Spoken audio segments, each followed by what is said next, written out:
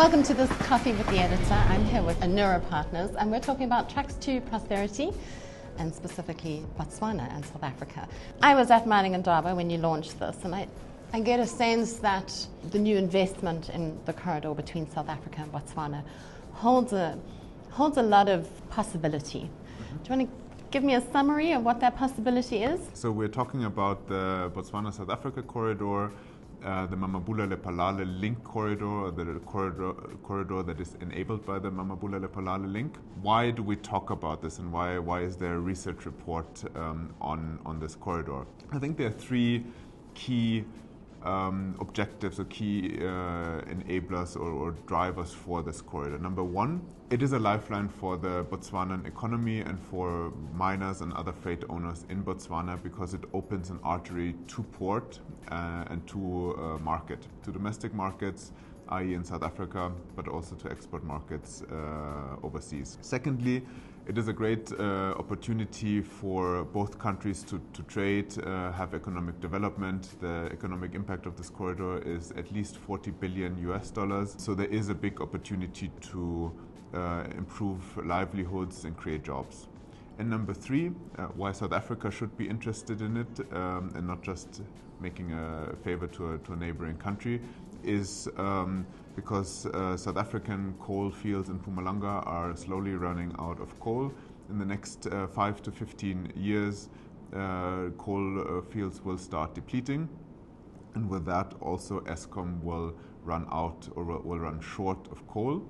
Eskom will have to acquire coal from other areas, other countries, and the most viable option is Botswana. It's the closest option, and the coal fields in the Waterberg and Botswana area are more or less unlimited. At least for the next 50 years, there's no concerns of safety. So South Africa depends on this corridor as much as Botswana depends on this corridor. So the problem is that when we look at net zero and decarbonization, we are essentially saying, especially from a funding perspective, like the word coal is just not going to get the funding. That is absolutely true. Okay, and then you're saying that we are, as a country, dependent on coal for power. How does that actually then all fit in? Because there is still a need for coal, not just in South Africa, but in other international markets. The coal needs to be taken from the ground, put into something, a rail preferably, to move, to get to port, to be exported. There is still a need for this. Why is there such a fast thing about not funding anything with coal in it? So I think there are a few aspects to your question. Yes, aspect number one, is it a coal corridor? And that the answer is no. A significant portion at the beginning at least is coal, and coal guarantees a business case for that corridor, and it is a required commodity. But along that line is iron ore, manganese, chrome, soda ash and sand, and there's the potential to import goods. So for example, petroleum in Botswana is currently imported via trucks and not via rail, and that would open that opportunity as well. Plus there's containerized freight as well. So it is a mixed commodity corridor, and it also allows linking further north, either through a rail link or in the interim through trucking, to get critical minerals from Zambia and DRC onto that corridor. So it has the opportunity to unlock the land linked. Yes, I think that is a big aspect of. So that's the first aspect of your question. Is it a coal corridor? Is it a mixed commodity corridor? Second aspect of your question, I believe, is there funding available, or is it critical to get funding for that?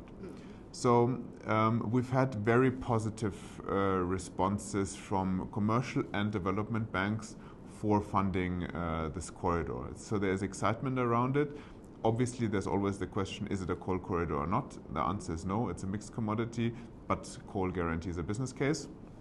So there is a funding opportunity, and I think the exciting part is that the funding is not just for this greenfield link of the 113 kilometers that is not existent yet, but the funding opportunity is for the whole corridor from the mine in Botswana to the ports, and particularly to the ports of Richards Bay. The discussions we're having currently, upgrading the coal line, is their business case, it's a coal project, where's funding coming from? You integrate upgrading the North Corridor from Ermelo to Richards Bay, which is colloquially called the Coal Corridor. You include that into this whole holistic project, Botswana to Richards Bay, and then there is even funding for what is currently being discussed as coal corridor upgrades. Does Richards Bay have the capacity? The so-called coal line currently runs roughly at 60% of its capacity. I believe the nameplate capacity is somewhere around 80 million tons. It runs somewhere around 50 million tons, and it has not sufficient capacity right now to satisfy the customer's needs. That's a clear, there's no capacity right now. However, the coal line, there has been an assessment on how the upgrades could go forward. The plan, I think, is stretching over 5 years.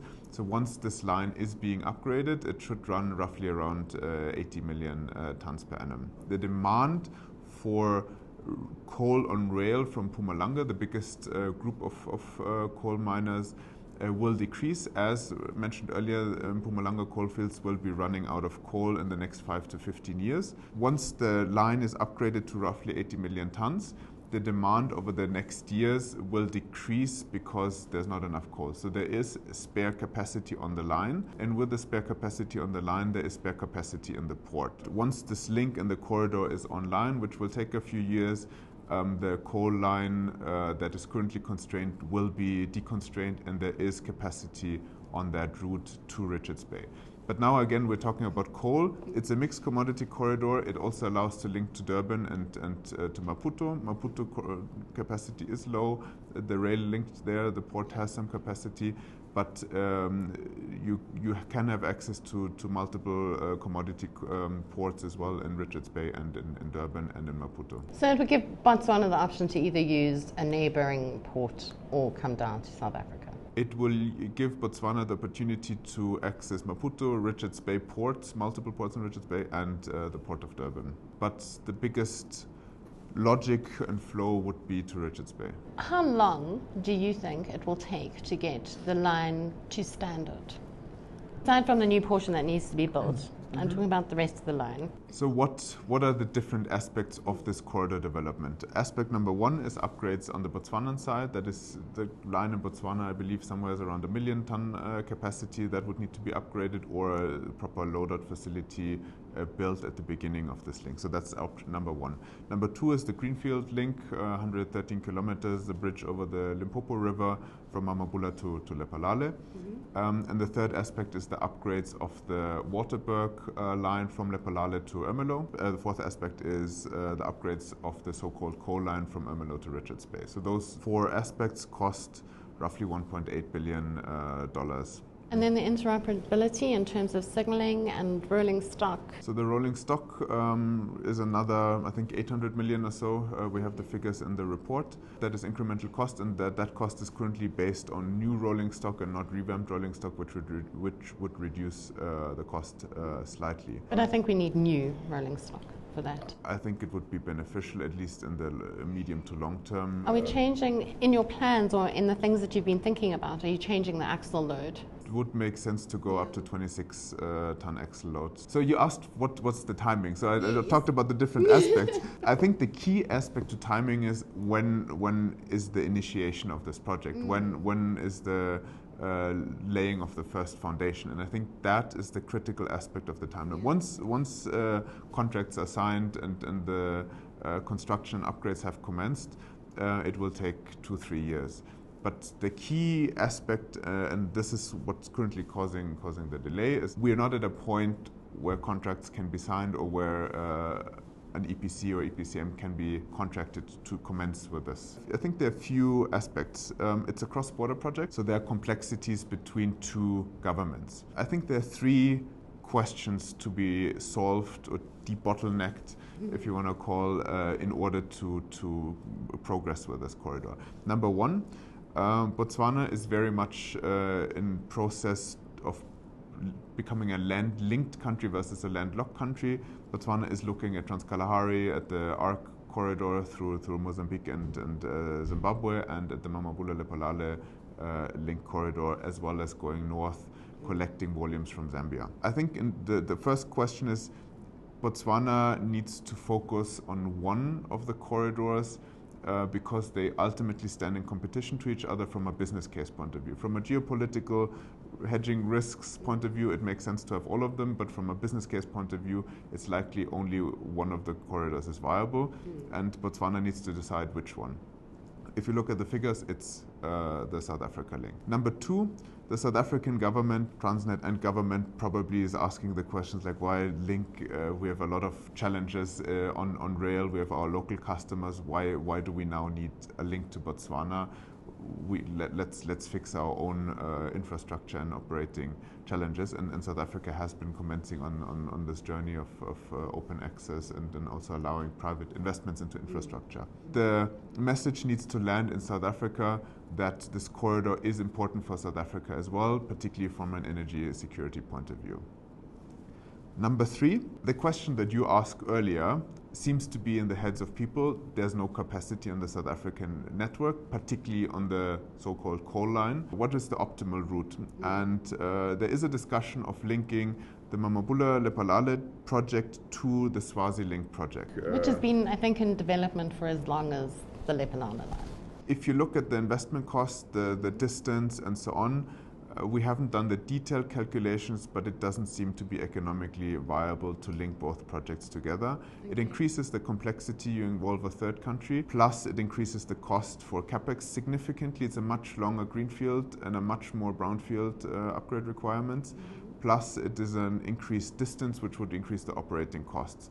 Plus the coal line has availability in the next roughly 10 years for accommodating the volumes. This question needs to be clarified, and I think the long-term vision from no capacity on the coal line today to in 10 years the story will look very different. That message has to sink in. So those are the three aspects, I think, why we haven't progressed yet. There are some smaller questions. What is the legislation in Botswana around potential private operators? South Africa has commenced on this journey of open access. Botswana has not legislated that yet. Those are the three big topics that I've mentioned. Botswana focusing on one link, South Africa understanding the relevance for the country of the link, and then solving the routing question and understanding that there is capacity on the South African network. So I don't want to say that it's a no-go project, because it is a fabulous project if we could actually get it moving along the line. Once we've all got our heads around the actual funding, for me, if the mines got involved, they could bring a significant amount of the funding or the guarantees for the funding to the party. What is the socio-economic benefits of it? Because it's not just about moving commodities, it's about what does our value chain look like? How are we going to impact the people between these two countries? Is there possibility for agriculture? Typical funding models are that there's 80% debt, 20% equity. I mean, sometimes it's 90-10, sometimes it's 70-30, but roughly around that. Banks and development banks have clearly indicated the interest in funding this, because this is not a 10-year project. This is this corridor has a lifetime of 30 to 50 years. And typically within 20 years or so, you've made your money back, and then it's a very profitable corridor. So there is a strong business case for this corridor, and that will attract funding, particularly considering it's not a coal corridor, it's a mixed commodity corridor. So I think the funding is not the challenge. I don't think mines either have the willingness or the pockets to fund it, but they can contribute. So in my view, when I look at a mining house trying to do business in Africa right now, where your biggest bottleneck or cost, I believe, is your transport and logistics. If I look at another country, like a little further down under, if I look at what they're doing with less than what we have, we could be doing more. What makes them different is they own the line, they own the rolling stock. Yes. They own the process. We looked at 9 case studies in Africa, 6 successful ones and also 3 failed ones. Other countries don't necessarily have the legislative width of South African rail legislation and also the changes. But if you, for example, look at the Nacala corridor, it's a pretty straightforward corridor. It's a PPP with the private sector being in the lead. The trains and the line is managed through this PPP that is in private where the private sector is in the driver's seat. It's pretty straightforward. It's a fantastic case study actually, yes, for a successful concession. It works very well, but it's also quite simple because there's a mine and there's a port, and that's basically that line. The mine was the original catalyst for this. Exactly. So if the mines in the area got involved collectively, because it solves a collective problem, they could bring a significant portion of the funding to the execution of this project. I think funding, yes, but I don't believe funding is the issue. I think the understanding of private sector. So I think from an operating model we have to differentiate. One is a full concession, meaning the infrastructure and the train operations is managed in one package. For example, Gautrain is a great example of a concession in South Africa that is working. You also have the option of having a pure infrastructure concession, i.e. the line is managed through the private sector or through a PPP. For this corridor is the right way to go. Okay. And then you have the option of having either open access on that line or a concession as well. So for example, Lobito corridor would be a concession model, but South Africa, considering that there are long-term contracts in place, there are multiple commodities in place, there are very different requirements. Having a full concession I don't believe is viable. I think an open access also to have competition on the operations will make sense. So I believe the right operating model for the Botswana to Richards Bay corridor is a private PPP infrastructure concession or private infrastructure manager, and an open access to operate. This is also required from a funding point of view. Funders have clearly mentioned they would be hesitant to, I say colloquially now, just give Transnet money to build and to upgrade without necessarily a guarantee that there's a business case or return on investment. If there's a private vehicle where you say, okay, I fund, and then there's the return on investment priced into it, then they would be willing to fund. So I believe it is a funding requirement to have a private infrastructure manager or PPP infrastructure manager in place. So one of the other things I found interesting in your document is that you did do a comparison against a number of corridors. I was particularly interested in the corridors that have failed. One reason for failure is if the distance is too long, i.e. the capex is too high, it makes it very difficult to build a successful business case around. If you pay billions of dollars, and we're talking around 10, 15 billions plus, it is very difficult to have a viable business case, and I think this Trans-Kalahari discussion falls in this category. The second issue of failure is that the operating model is not set up well. And it depends very much on the circumstances. So if you have a Nacala corridor, which is very successful, it's a clear one commodity, one mine, to port, and then you can see what you can clunk on. If you cannot transfer the Nacala model onto the Botswana-South Africa model because it is an existing network. So you have to adjust the business or the operating model of the line to the specificities of that corridor. I think it is also critical to have an understanding who sits in the driver's seat. So some corridors have been successful with government driving it. Some corridors have been successful with private sector driving it. The environment is a bit more complex. The private sector-led initiatives are more successful. Fourth aspect is an underwriting commodity, or is there already enough freight to enable that?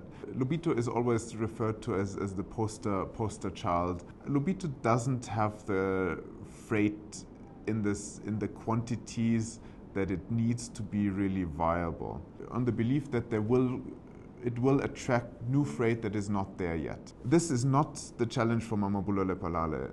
There is enough freight today to make this corridor viable, so you don't have to look for freight. The freight is already there. As somebody who's done extensive research here, in your opinion, why is it that our region seems to be far more invested in building roads than rail? I mean, it's a little bit easier, right? I mean, you can think of multiple aspects of that. I mean, building a road is easier than building a rail line. How is it easier? No, I'm not just talking about the steel and the... How is it easier? I think it's easier to explain, like there's a road and everybody can use it. The rail line, it's not as tangible what the benefit for a community is that is affected by a rail link or by a rail line. There's no station, how would I benefit from it? And there's no passenger rail, right? So how would a community benefit from it? So I think it's more difficult to convey that message rather than to say you have a road, you can go somewhere, it's quicker, you don't have a dirt road, you have a better road here. Tangible value of a road seems to be higher than rail. I think there are also other aspects. I mean, the trucking community in South Africa is very strong. I am frustrated because there are so many really good projects that need to be executed in our region.